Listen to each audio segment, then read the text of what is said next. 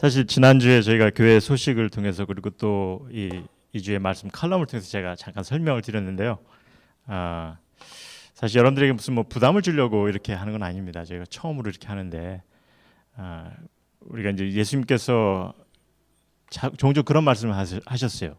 귀 있는 자는 들을지어다. 사실 근데 귀가 없는 사람이 없잖아요. 다 귀가 있습니다.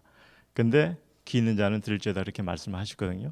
그렇게 말씀하셨다는 것은 좀 들을 길을 가지고 듣기를 원하시는 거죠. 그리고 또 들을 길을 갖기 위해서 예수님께서 이 좋은 땅을 갖기를 원하셨습니다. 좋은 땅이라는 것은 늘 경작을 해야 돼요. 그냥 생기는 게 아니거든요. 마음의 경작을 해야 됩니다. 그러니까 사실 들을 귀, 좋은 땅을 갖기 위해서 사실 우리가 좀 해야 되는 것이 뭐냐면 미리 말씀을 듣기 전에 여러분들도 좀 생각하는 그런 시간이 있었으면 해서 저희가 미리 좀 말씀을 좀 보시고 오셨으면 하고 부탁을 드렸습니다. 그리고 아까 전사님도 얘기하셨지만은 사실 예수님께서 이렇게 말씀을 나눌 때 질문을 많이 받으셨어요. 그리고 질문 받으신 그것을 이렇게 대답해 주시고 응답해 주시면서 그리고 우리들에게 가르치심을 주셨거든요. 그래서 좀 저희도 나름대로 좀 그런 시간을 한번 좀 가져봤으면 좀 새롭게 좀 사실 도전하면서 이렇게 시간을 갖는데 사실 굉장히 저희들에게 잘 알려진 말씀이에요. 잘 알려진 말씀이기 때문에 특별히 이런 저희가 좀 이렇게 대화하면서 이렇게 좀 말씀을 나눴으면 해서 이런 시간을 좀 가져봤습니다. 일단 우리 본문을 좀 잠깐 보겠는데요. 마태복음 22장에 있는 말씀이거든요. 마태복음 22장 34절에서 46절에 있는 말씀입니다. 우리 전사님이 좀 한번 읽어주시죠. 네. 마태복음 22장 34절에서 46절에 있는 말씀입니다. 예수께서 사두개인들로 대답할 수 없게 하셨다. 잠깐 이게 안 들려요? 이게 안 되네. 둘, 셋. 3번 마이크입니다. 우선 육성으로 읽어볼게요. 그렇죠. 네, 목소리가 좋아서. 예. 예수께서 사두개인들로 대답할 수 없게 하셨다 함을 바리새인들이 듣고 모였는데 그 중에 한 율법사가 예수를 시험하여 묻되 선생님, 율법 중에서 어느 계명이 크니까? 예수께서 이르시되 네 마음을 다하고 목숨을 다하고 뜻을 다하여 주 너의 하나님을 사랑하라 하셨으니 이것이 크고 첫째 되는 계명이요. 둘째로 그와 같으니 내 이웃을 내 자신같이 사랑하라 하셨으니 이 두 계명이 온 율법과 선지자의 강령이니라. 바리새인들이 모였을 때에 예수께서 그들에게 이르시되 너희는 그리스도에 대하여 어떻게 생각하느냐? 누구의 자손이냐? 대답하되 다윗의 자손이니이다. 이르시되 그러면 다윗이 성령에 감동되어 어찌 그리스도를 주라 칭하여 말하되 주께서 내 주께 이르시되 내가 내 원수를 내 발 아래에 둘 때까지 내 우편에 앉아 있으리라 하셨도다 하였느니냐. 다윗이 그리스도를 주라 칭하였은즉 어찌 그의 자손이 되겠느냐 하시니 한마디도 능히 대답하는 자가 없고 그날부터 감히 그에게 묻는 자도 없더라. 아멘. 일단 이제 질문을 제가 받고 얘기하기 전에 오늘 본문 말씀 보니까 두 가지 사건이 있습니다. 하나는 이제 그 율법사들이 이제 바리새인들이 예수님 앞에 큰 계명에 대해서 질문했죠. 근데 그 질문을 예수님께서 대답하셨어요. 그러고 난 다음에 예수님께서 바리새인들에게 질문을 합니다. 근데 그 예수님께서 질문하는 그 사건이 굉장히 뜬금없이 이상한 질문을 하시는 것 같아요. 그래서 왜 그렇게 하셨는지를 좀 생각을 해보시면은 우리가 특별히 왜 이 말씀을 이렇게 좀 더 깊게 생각하면서 나눠야 되는지 우리가 볼 수가 있습니다. 41절 보니까 여러분들 그 바리새인들이 모였을 때 예수께서 그들에게 물으시죠. 근데 사실 바리새인들 하면은 그때 당시 유대교 교권을 잡고 있는 그런 지도자리였어요. 근데 이제 그래서 교권을 잡고 있는 지도자들에게 예수님께서 질문을 하시는데 뭐라고 말씀하시냐면은 너희는 그리스도에 대해서 즉 그리스도라는 것은 히브리 말로 메시아입니다. 메시아. 그러니까 메시아에 대해서 너희는 어떻게 생각하느냐 이렇게 질문하세요. 누구의 자손이냐 그렇게 질문하니까 그들이 대답하기를 다윗의 자손이다 이렇게 얘기합니다. 그러니까 이제 예수님께서 시편 110편에 있는 말씀을 인용해서 다시 질문을 하죠. 그러면서 이르시되 그러면 다윗이 성령에 감동되어 어찌 그리스도를 주라 칭하여 말하되 주께서 내 주께 이르시되 내가 내 원수를 내 발 아래 둘 때까지 내 우편에 앉아 있으라 하셨도다 하였느냐 하고 질문합니다. 다윗이 그리스도를 주라 칭하였은즉 어찌 그의 자손이 되겠느냐 이렇게 말씀하십니다. 그러니까 이제 그들이 한마디도 답변을 하지 않았다 얘기합니다. 이게 무슨 말이냐면은 사실 예수님께서는 그들은 그리스도가 그러니까 메시아가 다윗의 자손이라 생각했어요. 물론 맞습니다. 다윗의 혈통을 통해서 예수님께서 오셨죠. 그러나 성경은 분명히 그리스도께서 메시아가 물론 다윗의 혈통으로 태어났지만 그러나 인간의 자손이 아니라 하나님의 보좌에 앉으신 하나님의 신성을 가지신 분이라는 것을 성경이 이미 가르치셨다는 거죠. 말씀해 주셨다는 거죠. 근데 그것을 유대인들은 바리새인들은 보지를 못하고 있는 것을 예수님께서 지적하십니다. 그러니까 지금 이 두 가지의 스토리가 무엇을 우리에게 보여주냐면요. 유대인들은 나름대로 바리새인들은 나름대로 가장 큰 계명이 뭔지를 알았어요. 그렇지만은 그 알았던 것이 과연 어떤 의미를 가지고 있는지를 저들이 잘 모르고 있었다는 것을 예수님께서 지적해 주십니다. 너희들이 말씀을 많이 알긴 아는데 근데 그것이 과연 어떤 의미인지는 정확히 알고 있냐는 거죠. 그래서 지적하시면서 이런 도전의 말씀을 주십니다. 너희가 시편에 있는 말씀 다윗에 대해서 너희가 그리스도를 알고 있는데 누군지 아느냐. 근데 저들이 그리스도에 대해서 생각은 했지만은 정확히 성경에서 설명하는 것을 모르고 있었다는 거죠. 그러니까 예수님께서 그걸 지적해 주십니다. 그러니까 우리가 생각하는 게 우리가 그럴 때가 참 많아요. 우리는 말씀을 안다 하지만 이 계명을 안다 하지만은 그것이 품고 있는 뜻이 무엇인지를 보지 못할 때가 참 많다는 거죠. 예수님께서 그걸 지적해 주십니다. 그래서 우리가 사실 이 계명이라는 것이 과연 왜 중요하고 왜 이것이 주어진지를 우리가 바로 알 필요가 있다는 거죠. 예수님께서 그것을 질문을 받으시면서 설명하시면서 특별히 너희가 아는 만큼 말씀에 대해서 바른 이해를 갖기를 원하시고 예수님께서 다시 그들에게 반문하십니다. 그러니까 그들이 아무 대답을 못 하시는 거죠. 근데 이것이 우리에게 주는 도전의 말씀입니다. 우리는 말씀을 그냥 아는 걸로 끝나는 것이 아니라 정말 이 말씀의 의미가 뭔지를 바로 볼 필요가 있다는 거죠. 그래서 이러한 그 내용을 우리에게 주셨는데 일단 우리 질문을 좀 잠깐 좀 해주시기 바랍니다. 저는 여기 왜 앉아 있냐면요. MC예요. 예, 나름 MC로 앉아 있고요. 큰 특명을 갖고 앉았습니다. 짧게 끝내라. 이 특명을 갖고 그 임무를 완수하기 위해서 최선을 다하겠습니다. 저희가 광고했었던 대로 이 본문 내용에 대해서 좀 질문하실 내용들을 여쭤봤었어요. 그래서 제가 이제 그 질문들을 받았는데 굉장히 많은 분들이 저한테 한 명 이렇게 저한테 이제 답변을 주셔가지고 그걸 이제 토대로 하고 또 제가 주변에서 이제 중간중간에 제가 또 대화하고 물으면서 좀 이 내용 가운데서 좀 궁금한 게 뭘까? 그리고 저도 이 내용 가운데서 좀 생각을 하다가 이건 조금 더 자세히 알고 싶다 이런 내용들이 많이 있었거든요.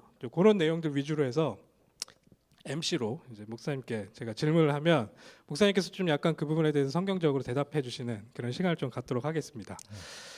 먼저 제가 질문이 굉장히 중요한 질문인데요, 목사님. 우선 근본적으로 이 두 개까지 계명을 많이 들었는데 이게 왜 중요한 건지 그리고 이게 지금 저희가 읽는 건 마태복음 22장인데 이제 다른 데서도 이게 나오는 이야기인지 좀 그 부분에 대해서 좀 약간 일단 이 왜 중요한지를 이게 자세히 설명하려면 시간이 좀 많이 필요합니다. 간단하게만 제가 설명할게요. 간단하게 감사합니다. 사실 그 다른 데서도 이제 이게 언급이 되긴 되는데 이 마가복음에 보면요, 이 재밌는 게 뭐냐면은 이 똑같은 본문인데 똑같은 얘기를 그들이 질문할 때 첫째 계명이 뭡니까 하고 유대인들이 질문합니다.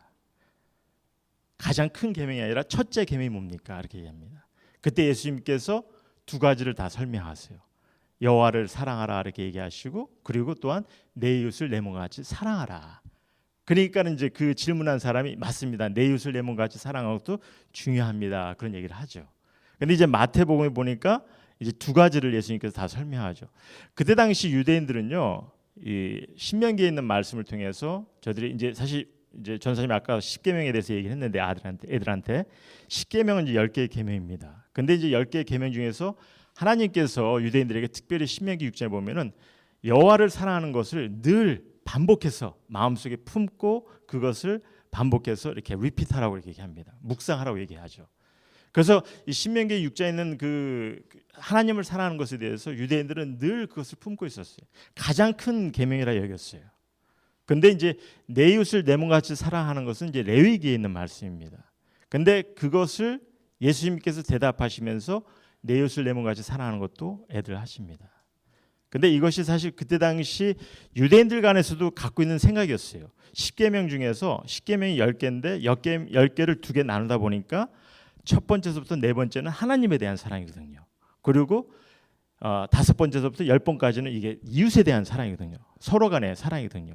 그러니까 사실 유대인들도 나름대로 그것을 생각은 하고 있었습니다. 하지만은 그러나 예수님께서 그것을 답변해 주면서 정립을 해 주시죠.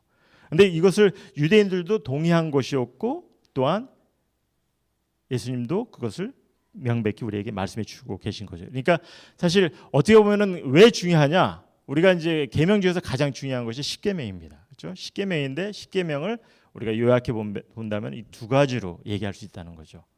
그래서 가장 큰 계명을 성경에서 전체적인 말씀을 통해서 우리가 보면은 하나님을 사랑하는 것 그리고 내 이웃을 내 몸과 같이 사랑하는 것 이것이 가장 중요한 계명이고 특별히 예수님께서는 내 이웃을 내 몸과 같이 사랑하는 것에 더 중점을 두시고 중요한 의미를 두시고 우리에게 이 계명을 2개를 주셨다는 거죠. 그래서 사실 이 2계명은 너무나 중요합니다. 근데 중요한데 이제 중요한 것은 아까 전사님도 이제 애들한테 얘기하면서 설명했는데 이 중요한 만큼 이것을 어떻게 이해를 하고 어떻게 행해 가냐는 거죠. 예, 그게 이제 저도 되게 궁금한 내용인데, 그게 하나님을 사랑하는 거는 알겠어요. 그러니까 하나님을 사랑해야 되겠죠. 하나님이시니까. 그리고 하나님께서 우리들에게 주신 게 많고 사랑해야 되는 건 알겠는데, 저희 아까도 우리 아이들이랑도 얘기하면서 그러면 우리가 예배하고 헌금하고 뭐 교회에서 봉사를 하고 하는 그런 내용들이 저희 나름대로는 하나님 사랑한다는 표현인데 지금 예수님께서 집중해서 설명하시는 것도 그런 내용과 비슷한 건지. 그렇죠. 사실 아까 이제 그 시편에 있는 말씀을 보면서 유대인들에게 바리새인들에게 도전을 주신 것처럼 그들이 가지고 있는 하나님에 대한 사랑은 사실 저들 나름대로 잘못된 생각을 가지고 있었다는 것을 예수님께서 분명히 설명해 주십니다. 그래서 사실 이게 22장으로 끝나면서 23장에서부터는 보면은 예수님께서 바리새인들, 유대인들에 대한 그 외식적인 그런 모습을 계속해서 말씀해 주세요. 그러니까 저들은요 하나님을 사랑하는 그 모습이 예수님께서 가르치시는 그 하나님을 사랑하는 모습하고 사실 생각이 달랐다는 거죠. 그것을 우리에게 성경에서 말씀해 주고 계십니다.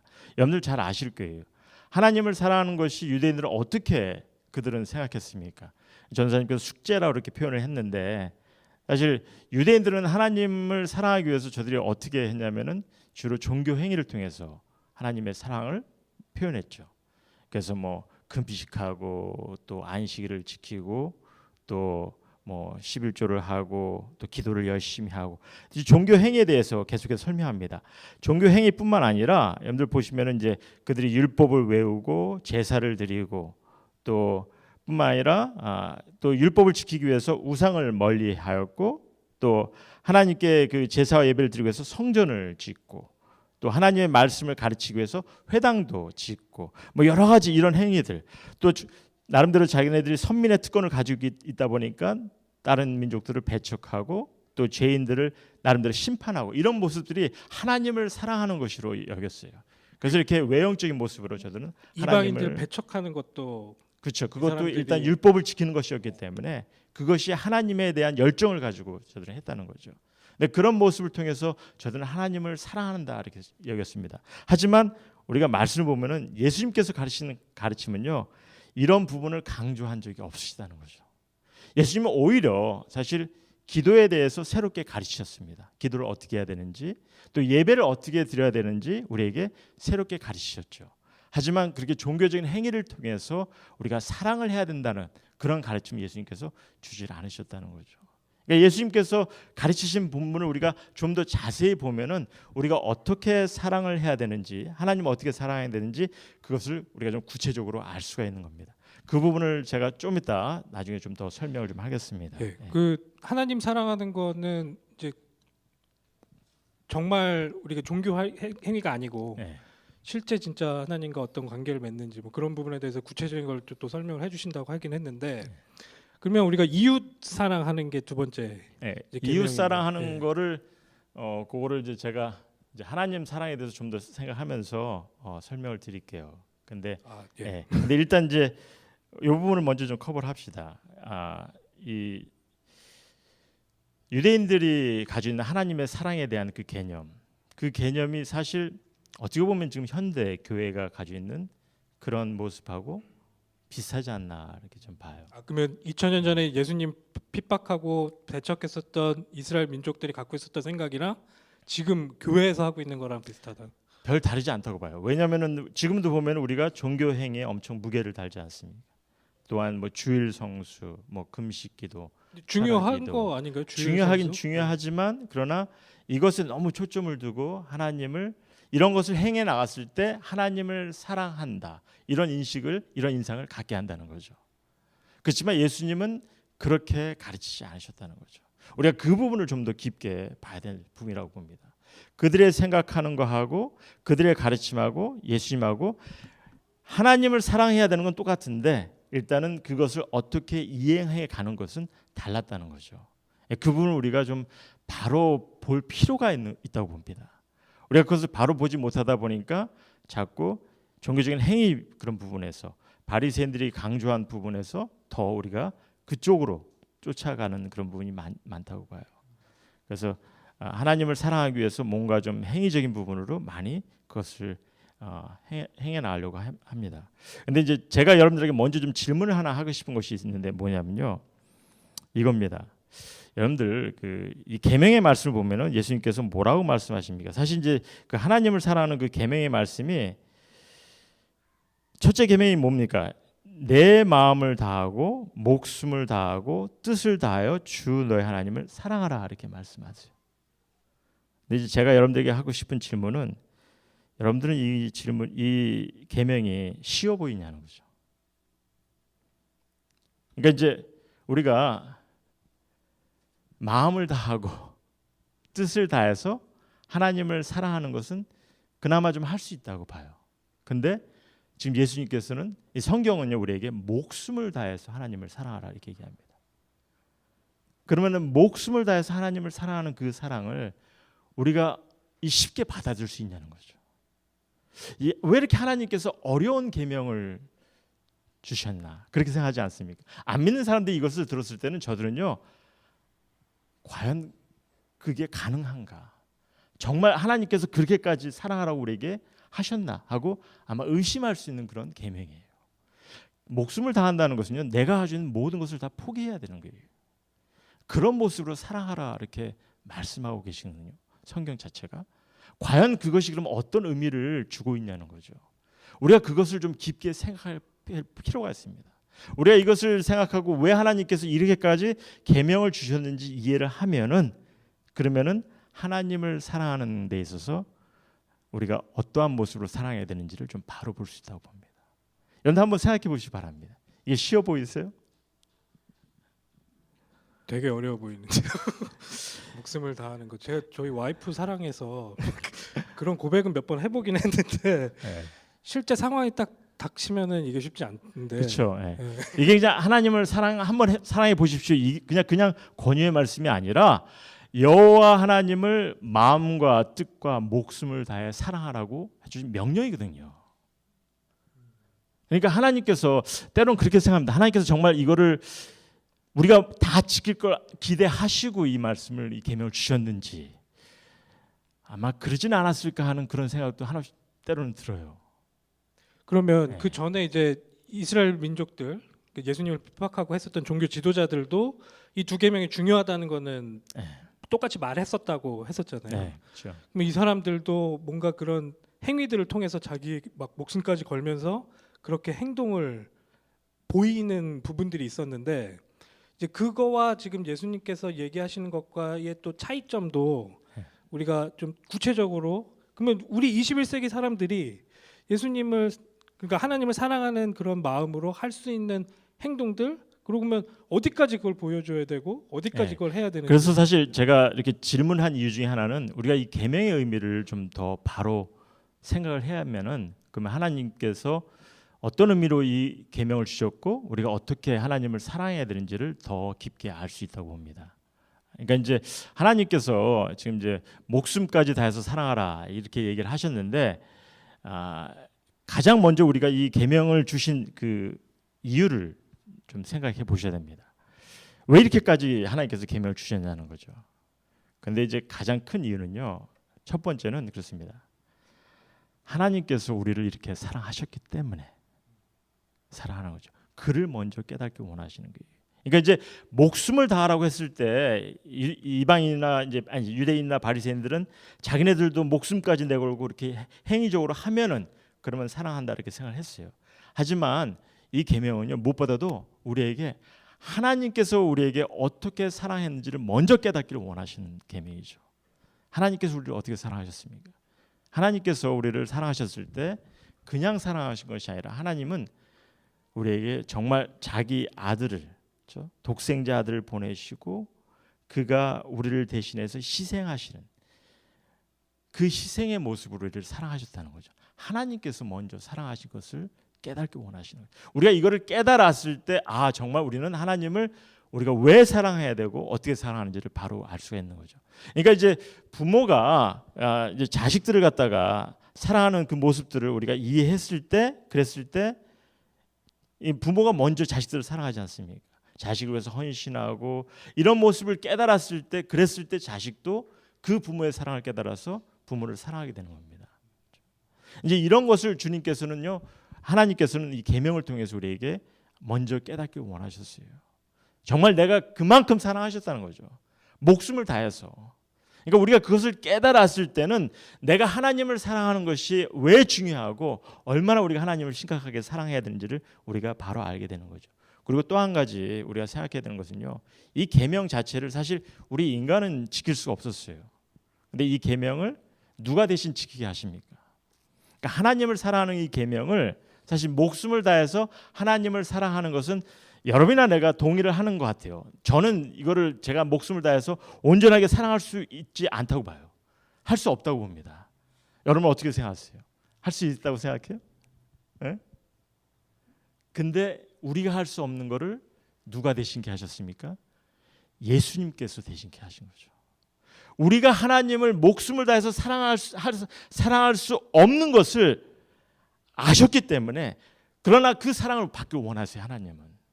그 사랑을 받기 원하지만 우리가 그 사랑을 할 수 없는 것을 아셨기 때문에 오히려 예수님을 통해서 예수님께서 우리를 대신해서 하나님을 목숨을 다해서 사랑케 하신 거죠. 그러니까 이 두 가지의 개념을 우리에게 아주 깊게 주신 말씀입니다. 우리가 이거를 깨달았을 때 이 사랑의 자체는 정말 우리에게 우리가 어떻게 하나님을 왜 사랑을 해야 되고 또 어떻게 사랑해야 되는지를 우리가 좀 바로 알게 되는 거죠. 정말 하나님께서 여러분이나 내게 사랑을 받기 원하십니다. 그렇기 때문에 그도 그 희생의 사랑을 보이셨고 또한 그 사랑을 우리 가운데 온전히 이루게 하기 위해서 예수님을 통해서 그 사랑을 또한 감당케 하셨어요. 아까도 아이들이랑 그 말씀을 나누면서 좀 생각을 했었던 게 네.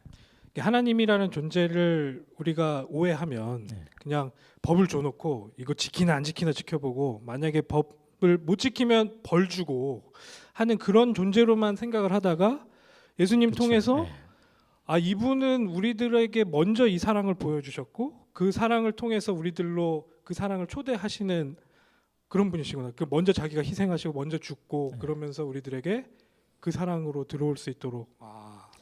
그렇죠. 보통 우리가 하나님을 이렇게 생각하는 일이 참 많습니다. 하나님은 막 아주 완고하시고 무서운 선생님, 막 숙제를 무겁게 주시는 선생님, 우리에게 아주 어려운 계명을 주셔서 그 계명을 잘 지키는지 못 지키는지 두고 보시는 그런 하나님. 그래서 잘 지키면 좋아하시고 잘 지키지 못하면 혼을 내시는 그런 하나님을 우리는 많이 생각합니다. 그렇지만 하나님께서 우리에게 사랑의 관계를 온전하게 경험케 하시고 이루기 위해서 하나님께서 이 사랑에 대한 가르침을 주셨고 그뿐만 아니라 그가 이것을 어떻게 사랑하는지 스스로 보이셨을 뿐만 아니라 또한 우리 가운데 그 사랑이 온전히 이루어지도록 하신 거죠.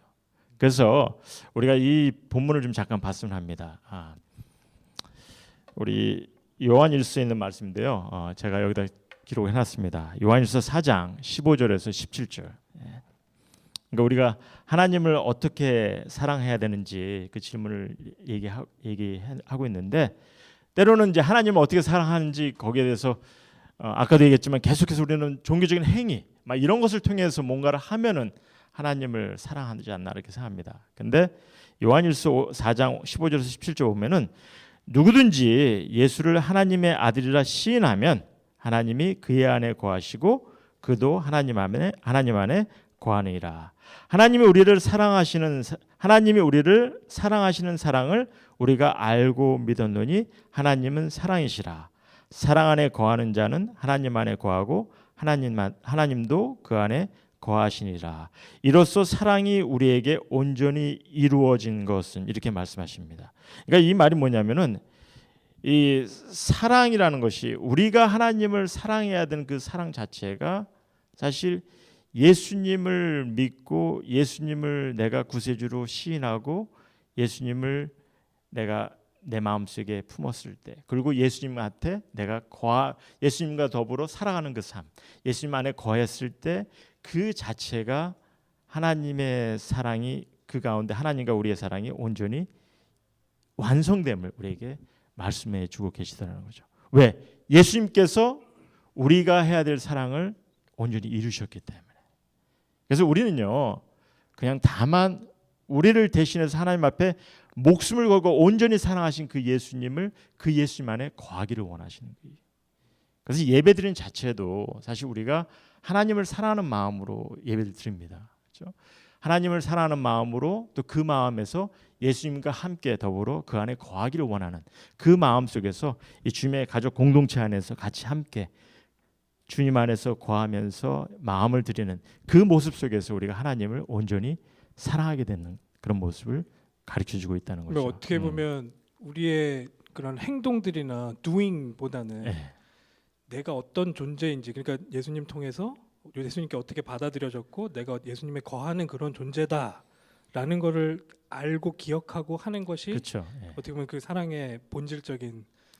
그러니까 여러분들이 두 가지를 인식하셔야 돼요. 하나님이 나를 위해서 나를 엄청 사랑하셔서 하나님께서 정말 그 사랑을 이루기 위해서 하나님께서 놀라운 일을 행하신 것을 여러분들께서 인식하시고, 또 나에 대한 하나님의 사랑을 위해서 하나님께서 또한 예수 그리스도를 통해서 그 희생의 사랑을 통해 하나님께서 그 사랑의 관계를 이루셨다는 거죠.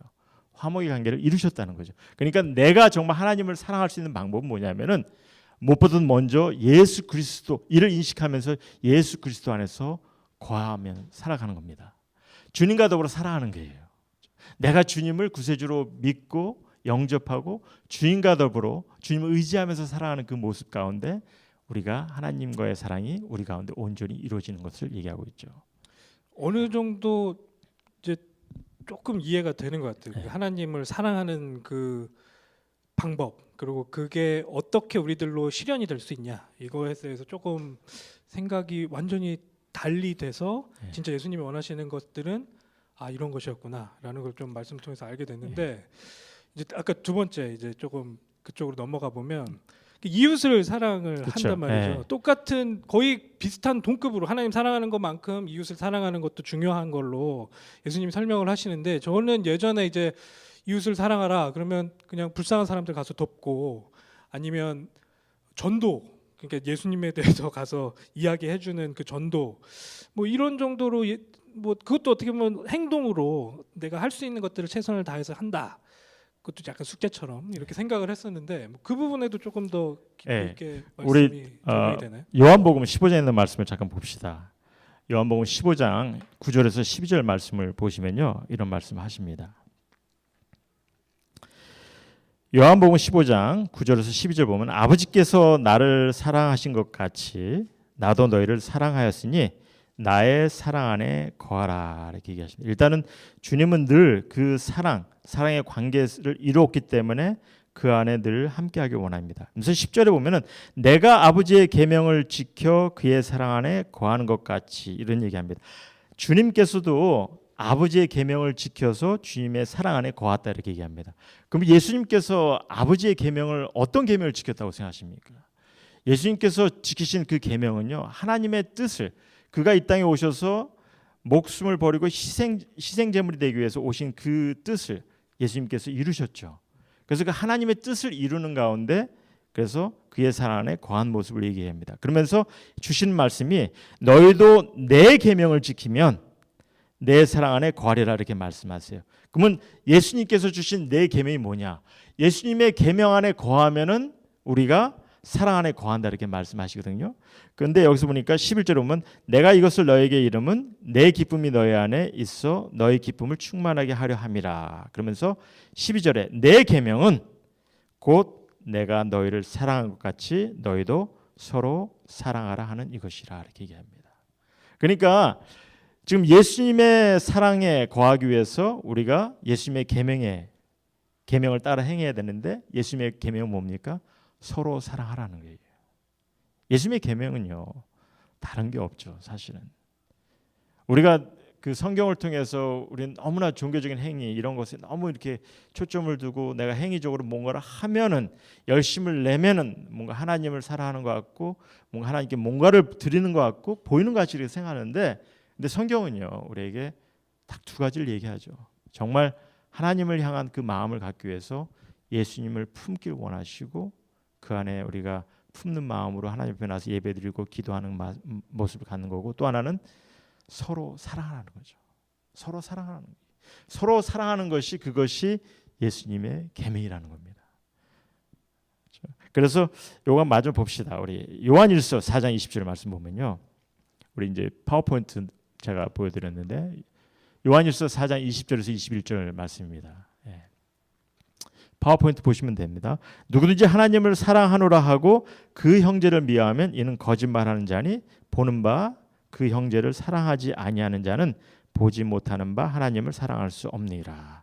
그러니까 우리가 볼 수 있는 자들을 제대로 사랑하지 못하면 어떻게 보지 못하는 하나님을 사랑할 수 있겠냐는 거죠. 그러니까 주위에 볼 수 있는 사람들을 먼저 사랑하기 원합니다. 그리고 21절에 우리가 이 계명을 주께 받았으니 하나님을 사랑한 자는 또한 그 형제를 사랑할지라 이렇게 얘기합니다. 그래서 내 이웃을 내 몸같이 사랑하는 것이 사실 우리 안에 서로 사랑을 해야 되는 거죠. 근데 이제 질문은 뭐냐면 이거를 실질적으로 어떻게 해야 되는지 그게 사실 가장 큰 질문이라고 봅니다. 먼저 그 실제적인 그 일을 하는 것도 그런데 전 지금 딱 들으면서 생각이 든 게 이게 연결돼 있구나. 그러니까 내가 이웃을 사랑하는 것, 내 옆에 있는 지금 이 형제와 이 자매를 사랑하는 것 자체가 하나님의 계명 안에서 내가 하나님을 생각하고 하나님을 사랑하는 것도 그렇죠. 그 안에 포함되는 거구나. 그렇죠. 네. 그래서 좀 그런 생각을 이거가 굉장히 어마어마한 일이구나라는 생각을 좀 하게 됐고 그럼 다시 아까 제가 말씀드렸던 대로 사랑을 하라고 하는데 뭐 저는 저희 와이프만 사랑해야 되잖아요. 그러니까 사랑의 관계를 만약에 그런 식으로 생각을 한다면 정말로 우리가 사랑을 한다 했을 때 할 수 있는 그런 실제적인 좀 진짜 목사님은 또 어떻게 하고 계시고 또 실제적으로 사랑한다 했을 때 우리가 할 수 있는 그런 행동들 이거는 좀 그냥 막연하게 아니면 두루뭉실하게 사랑하세요라고 말하지 않고 나는 이걸로 사랑하는 걸 표현하고 있습니다. 뭐 이렇게 좀 할 수 있는 그런 것들이 있을까요? 네. 그러니까 이제 제가 목회를 하면서 가장 고민하고 스트럭을 하고 나름대로 말씀 안에서 좀 이제 결론을 짓는 것이 뭐냐면은 주님께서 이 교회를 세우셨거든요. 성전도 아니고 회당도 아니고 주님의 교회. 근데 주님의 교회가 성경에서 보니까 계속해서 주님의 교회는 가족 공동체라고 얘기합니다. 가족들이 모여서 우리가 주님의 사랑을 받은 자들이 가족들이 모여서 그 가운데서 나름대로 이 사랑을 나누는 곳이 되기를 주님께서 원하셨어요. 그런데 그거를 가만히 이렇게 생각해 보니까 정말 하나님의 사랑을 우리가 실현하고 실천하고 그것을 이룰 수 있는 곳이 이 세상에 이렇게 제가 뭐 거의 이제 55세 뭐 굉장히 오래 살았는데 6세입니다. 56세. 오래 살았는데 그렇게 살다 보니까 과연 내가 이 사랑을 이 배운 사랑 우리가 이 기독교는 이제 사랑의 종교라고 얘기하는데 이 배운 사랑을 내가 과연 어디서 어떻게 행해 나왔는지 이렇게 과거를 이렇게 보면요 별로 이렇게 제가 그 사랑을 제대로 한 데가 별로 없는 것 같아요. 근데 실질적으로 보면은 가족 안에서는 그래도 열심히 했다고 봅니다.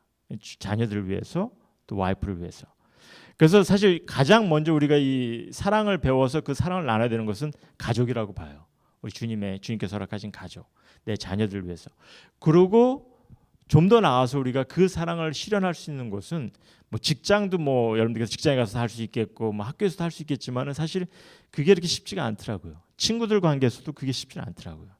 근데 정말 주님께서 우리 가운데 그 사랑의 관계를 이루어가기를 원하시는 것이 주님의 가족 공동체인 교회가 아닌가 이렇게 봅니다. 그래서 교회 안에서 우리가 성도들 간에 서로 간에 그 사랑의 관계를 이뤄 나갔을 때 그랬을 때 세상 사람들에게도 봐라 우리가 이런 사랑의 관계를 이뤄간다는 것을 보여줄 수가 있고요. 또 그런 사랑의 실천을 행할 수 있는 그런 모습을 이뤄 나갔을 때 우리가 주님이 원하는 그런 사랑의 모습을 행해가지 않을까 이렇게 봅니다. 네, 이제 시간이 좀 많이 네. 지나서 이제 슬슬 마무리를 해야 되겠는데, 네. 예, 저 같은 경우도 그렇게 너무 공감을 하고요. 정말 우리가 사랑을 할 수 있는 그런 단위로 하나님께서 이런 공동체를 우리에게 허락을 하셨는데, 거창한 거를 하는 거는 이제 차근차근히 되어질 거라고 생각하고요. 저는 우선 굉장히 신경을 많이 쓰는 것 같아요. 사랑을 하기 위해서 그 사람에 대해서 되게 알고 싶고 그분에 대해서 마음에 계속 생각이 들고 계속 그분을 기도하고 하는 게 저한테는 이제 굉장히 중요한 단계라고 생각이 들어서 하나님 앞에 그렇게 기도를 하면서 도전을 하는데 하나님도 그런 마음을 주셔서 진짜로 여러분들 한 분 한 분들을 그리고 내가 우리 와이프를 내가 지금 우리 아들 딸을 생각하는 것처럼 여기 있는 우리 공동체 분들을 그런 마음으로 내가 대하고 있는지 그리고 그렇게 생각을 하고 그걸 케어하고 있는지 내가 그걸 되게 고민하다 보니까 저는 되게 할 수 있는 것들이 눈앞에 보이더라고요. 그래서 그분이 갖고 있는 고민들을 가지고 기도하고 또 실제 그 고민을 어떻게 하면 해결할 수 있을까 그래서 뭐 이민법도 공부하게 되고요. 그런 부분을 고민하시는 분들도 있으니까 그리고 뭐 다른 경제적인 부분이 있으면 그런 부분도 저도 따로 공부를 하고 그걸 같이 어떻게 해결할 수 있을까 이런 것들이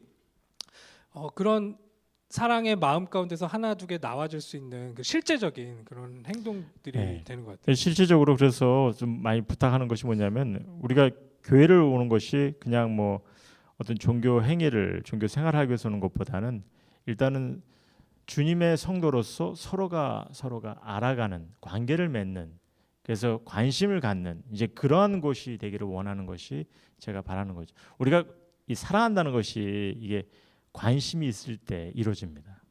사랑의 반대말이 사실 무관심이거든요.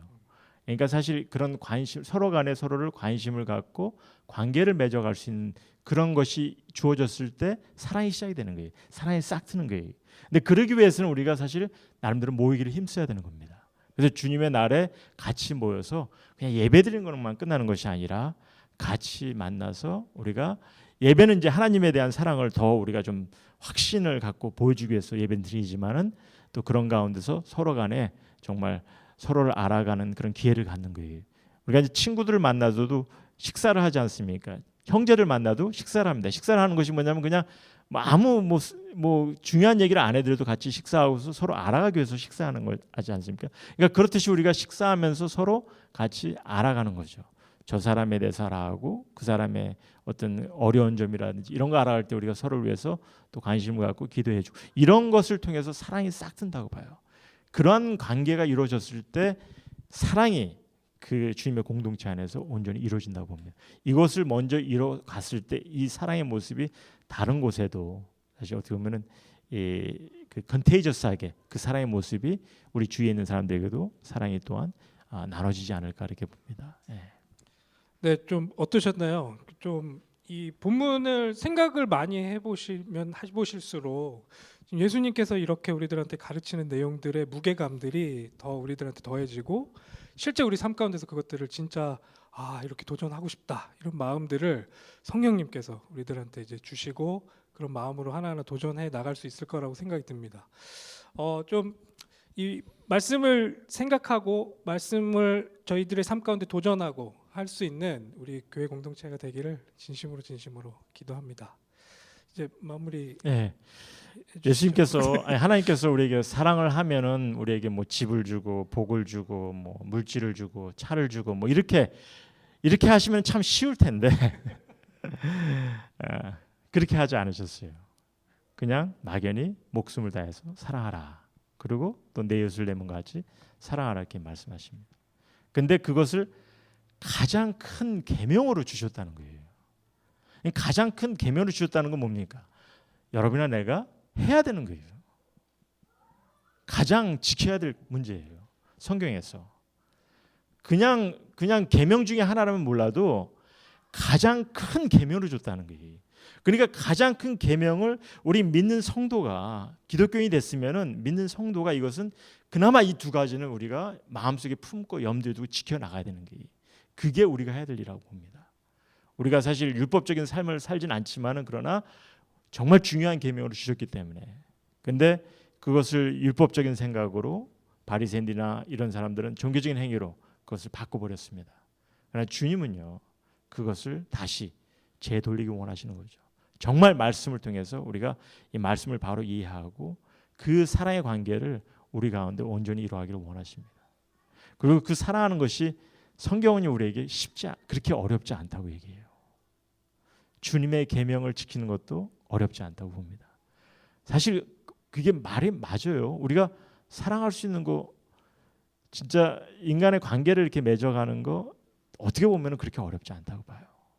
내가 조금만 관심을 갖고 그 관심 속에서 서로 알아가고 또 서로를 위해서 기도하고 서로 마음을 이렇게 나눈다면은 그렇게 어렵지 않다고 봐요.